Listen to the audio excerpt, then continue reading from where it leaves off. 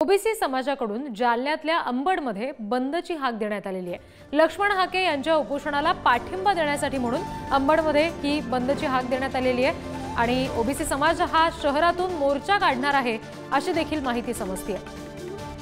जालन्यातल्या अंबड तालुक्यामध्ये ही बंदची हाक देण्यात आलेली आहे।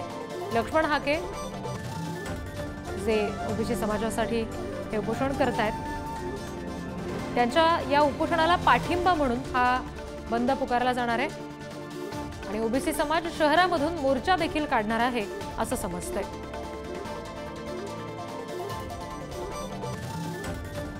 प्रतिनिधी गौरव साळींकडून अपडेट्स घेऊया। गौरव, लक्ष्मण हाके यांचं हे जे उपोषण आहे त्याला समर्थनार्थ म्हणून हा बंद पुकारला गेलाय, नेमका कशा पद्धतीचा प्रतिसाद त्याला मिळू शकतो? आपण जर पाहायला गेलं तर आज ओबीसी उपोषणकर्ते लक्ष्मण हाके आणि नवनाथ वाघमारे यांच्या उपोषणाचा 7वा दिवस आहे। त्यांच्या या उपोषणाला पाठिंबा म्हणून जालन्यातल्या अंबडमध्ये आज बंदची हाक देण्यात आलेली आहे। मी आता सध्या अंबडमध्ये उभा आहे आणि या ठिकाणी काही सकल ओबीसी समाजाच्या वतीने या ठिकाणी बंद पाळण्यात येणार आहे। सोबतच या ठिकाणाहून बाईक रॅली जी आहे ती देखील काढण्यात येणार आहे।